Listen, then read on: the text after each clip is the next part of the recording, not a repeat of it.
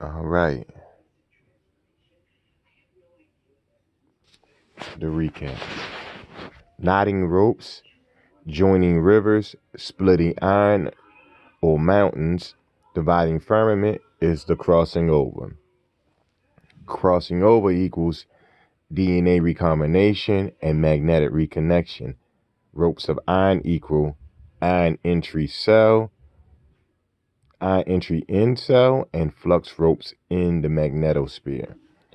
Based on the following comparative scheme of what is above in the magnetosphere and what is below in the quantum cell, particularly magnetic reconnection and DNA recombination, we can conclude that several operations of the Sun and Earth mirror events on a cellular level.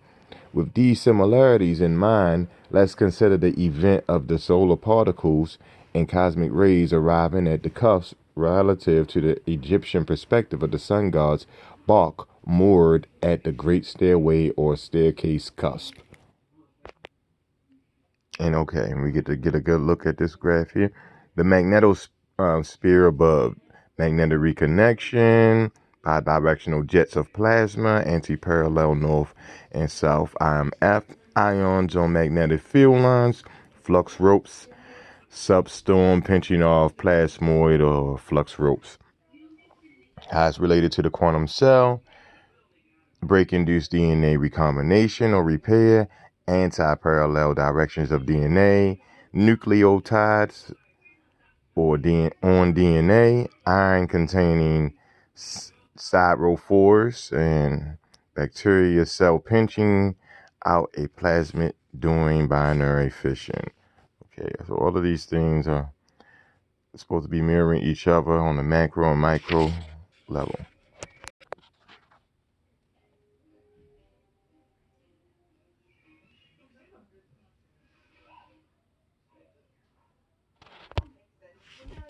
The day of mooring. The Egyptian counterpart to actually high energy particles arriving at the poles to activate the staircase cups that signals an FTE injection into the magnetosphere is the arrival of the sun god at the northern polar gap, where the deceased climbs the stairway to the sun god's ferry boat. Recall that bursty merging or impulsive reconnection triggers a flux transfer event at the cusp magnetopause. According to the funerary text, it is here that the deceased at the stairway bonds with the sun god, becoming the deceased sun god or Osiris. The deceased and his entourage then go from the gap into the mountain of the west through the double gates, as brought out in coffin text 48 and 50, or the two portals brought out in coffin text 416 into the black duat for the journey eastward. These similar events prompt us to take a quantum leap of intuition. We could say that the sun god and crew at the cellular level represent a cloning vector or a small self-replicating DNA carrier molecule such as bacteriophage lambda. The Earth then would represent the whole cell that the vector uses for replicating phage progeny. The question is, do events in the Egyptian afterlife mirror this model or not? On the cellular level, the Great Stairway may represent the bursty merging at the site of recombination due to phage absorption and DNA injection at the double membrane of the whole cell. In fact, this quantum staircase signature suggests the dynamics of the Colombo staircase, a special result of having very different tunneling rates through which tunneling barriers as represented by the double membrane of the host cell. The deceased, in his original shape, bonds to the sun god as a foreign insert in the vector for gene cloning, with the earth and its magnetosphere representing the living system or host cell, where the vector can be propagated. The cloning site is the earth's elements in rich northern cuffs where the sun god is moored in the dockyard of the gods. In the Book of the Dead, the text use phrases such as to moor or to unite the land. And the day of death became the day of mourning or the good day.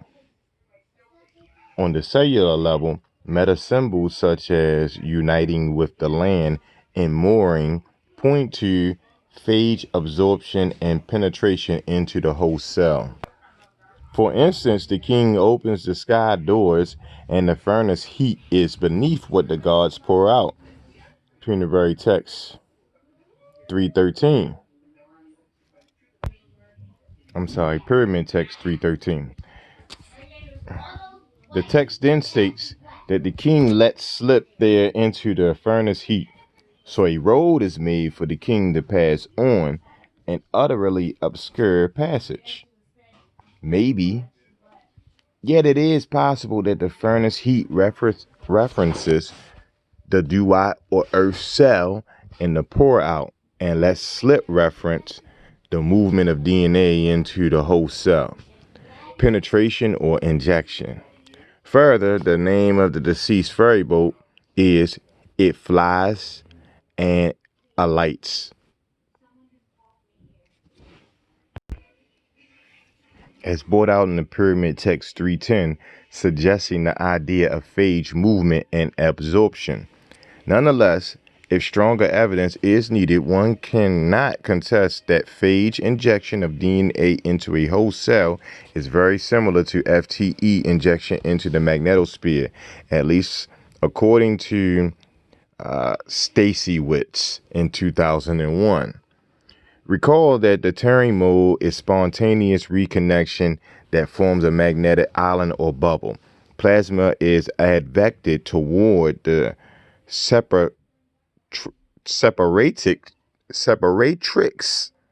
by the inflow and exhausted inside the sparatrix, filling it to form the magnetic island.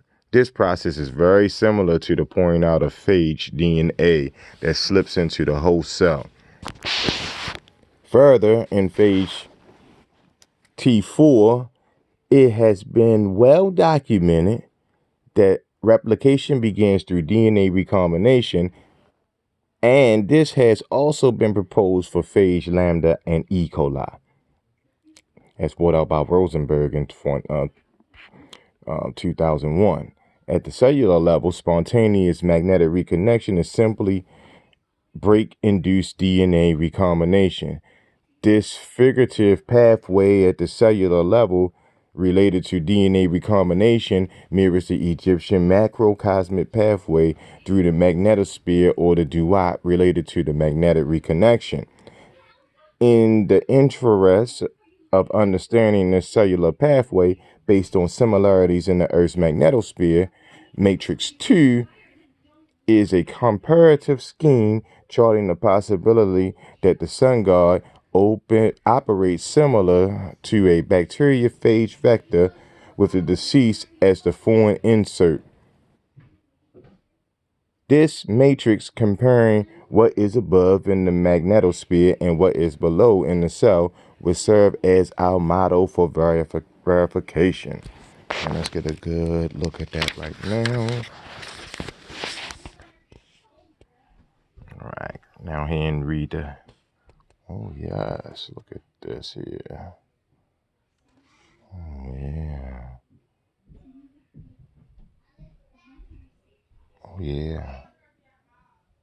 Oh, and then we're explaining with the lifestyles of Lambda right here, and this is very important. So we're gonna be probably referring back to this, or you screenshot it and keep it in your notes, and we're gonna be referring back to this because this is gonna be big. Yep. Get a chance to study the different pathways, the lysogenic pathway and the lysis pathway, because this is how viruses work essentially. Yeah. And they pick either one of two of these lifestyles right here, and one is like a combination of both lifestyles at the end of it. But do your study, and we'll be back to start chapter 5 later.